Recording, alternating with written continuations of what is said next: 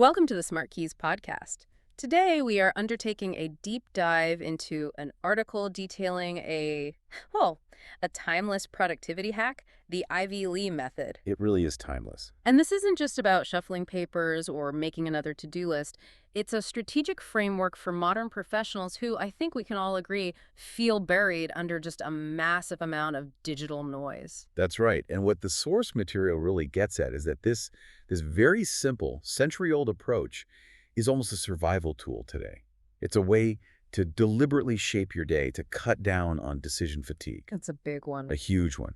And it ensures you make consistent progress on the big stuff, even when your workload feels overwhelming. So our goal today is to pull the practical strategy out of this method. We want to treat it as a foundational resource for protecting that deep work time and really boosting business efficiency. We have to understand not just what the steps are, but why they're still so strategically relevant. Okay, so the core concept, it sounds almost ridiculously simple. It is. Every evening, you commit to only 6 high-value tasks for the next day. 6. That's it. You rank them, and then you work on them one at a time. No jumping around. And that commitment to the number 6, that constraint, that's the secret weapon. Okay, let's unpack the history here first, because I find this fascinating. This isn't from some behavioral economics study or a new app. It dates back over 100 years. What's the origin story?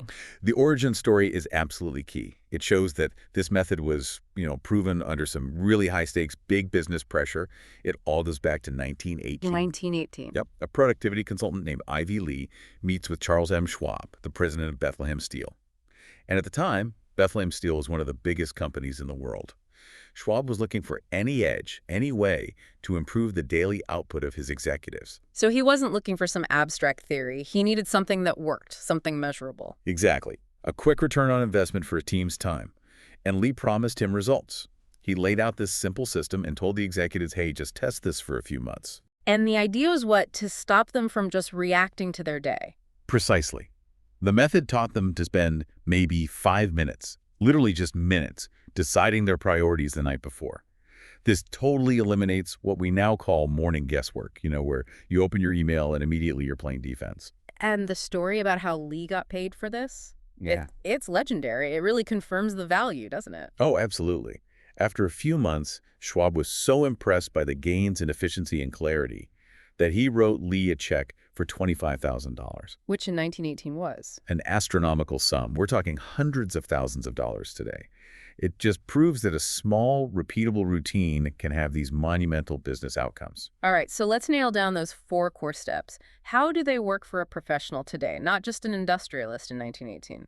Well, the steps are designed specifically to remove that cognitive friction between the end of one workday and the start of the next one. So step 1 is the planning. Right. The end of day list. Before you shut down your laptop, you list your 6 most important tasks for tomorrow. And the source material really stresses, keep the entries crisp, actionable. So not work on the strategy. Exactly. More like draft section 2 of the Q3 strategy document. That way, your morning starts completely friction-free. You know exactly what to do. Okay, and step 2 is the ranking. This feels like the first big strategic move. It is the most critical strategic lever. Order of importance. You rank those 6 tasks, and the article is very clear on this. You choose by the desired outcome, not by the perceived urgency. That's a huge shift. It's a total shift from reactive firefighting to proactive strategic work. It forces you to put the task with the most long-term value at number 1, even if it feels uncomfortable or difficult. Then we get into the actual execution the next day. That's next day execution, and this part is non-negotiable. You focus on task number 1 and only task number 1 until it is complete. No distractions. But what if you get interrupted? You handle it, of course, but then you immediately pivot back to that number 1 task. Yeah. You give it your full, undivided attention. Okay, but let's be realistic. What happens if you only get through, say, 3 of the 6 tasks? And that's step 4, unfinished tasks. Any tasks left over are simply moved to the next day's list. They keep their priority, and you just fill in the empty slots until you have 6 again. Ah, so it creates this simple, automatic continuity. Nothing falls through the cracks. Right. It tracks progress over weeks and months. High-priority items just keep rolling over until they're done. I can see how that builds momentum, but it does raise a really important question. I mean, a lot of managers feel like they have 60 things to do. Why does limiting it to only 6 have such power? Isn't that just unrealistic? That's the core of it. And the answer is that the real power is entirely in the constraint. When you force yourself to pick only 6, you are automatically engaging in aggressive prioritization. It's like a forced decision engine. It is. That small number forces your attention onto what actually moves the needle. It cuts out all the low-impact busy work. It also makes it so much easier to protect those deep blocks of time because you made the hard choices the night before. Right, when you were calmer. Exactly. And critically, this limitation also stops the system itself from getting too complicated. We all know people quit complex systems. A minimal process that you actually use always beats a perfect system you ignore.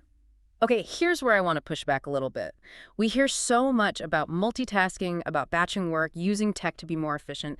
The Ivy Lee method seems, well, almost aggressively low tech. It's all about single tasking. And that's its strength, that low-tech simplicity. Committing to one task at a time dramatically reduces what's called context switching. The attention loss. The attention loss, yeah. And it's the hidden killer of quality and speed in knowledge work. It's not just the 30 seconds you lose answering a message. It's the 10 or 20 minutes of ramp-up time you need to get back into deep focus after that interruption. That ramp-up time is the killer. Yeah, it is. So when you single task, you finish work faster, you make fewer errors, and you get consistent, high-quality results. And again, you remove that morning friction. You don't waste your peak energy deciding what to do. You just do it. So the system works by shifting the mental load of choosing from the busy, fatigued morning brain to the calmer, more reflective evening brain. Absolutely. You front-load all the strategic thinking so you can spend your peak hours just executing. Okay, so we've established the power of the constraint. But how do we make sure those 6 tasks are the right 6? How do you stop just picking things that are loud and urgent and instead pick tasks that really drive your big goals? Yeah, that's a great question. And the article recognizes that challenge. It actually provides a few specific strategic tools professionals should use to vet their list. It pushes you to be a goal setter, not just a busy worker. So lay out those strategic lenses for us. Okay, so the first one is the well-known Eisenhower matrix. Dividing tasks by urgency and importance. The key insight here is to aggressively favor the quadrant for work that is important but not urgent. So the strategic stuff. The strategic stuff, yeah. That's where innovation and major goals live. Planning, professional development, fixing systems. You should aim to have most of your 6 items fall into that box. Because if you don't, your list just becomes a reaction to your inbox. You got it. You have to fight that tendency every single day. Okay, what's the next tool? The second lens is the value versus effort matrix. This helps you map tasks by their impact versus the time or cost to complete them. And the advice here is super practical. Look for the high-value, low-effort items first. The quick wins. Exactly. A quick win. It might be sending a final report you already finished or having a 5-minute chat that unblocks your team. Getting that done first gives you this quick momentum, this shot of energy before you dive into the big, high-effort task. And then there's a way to balance the list so you don't just load it up with 6 massive projects. Yes, the 1-2-3 mix. It's a simple pattern to keep your list realistic. 1 big task, 2 medium tasks, and 3 small tasks. That's psychologically smart. It is, because it guarantees you get those smaller feelings of completion throughout the day. Those little dopamine hits give you the fuel you need to tackle that one giant task at the top of your list. That makes perfect sense. But the modern workplace is just filled with interruptions. Slack, emails, meetings. What kind of guardrails does the article recommend for this? The whole method is built around making this a low-friction habit.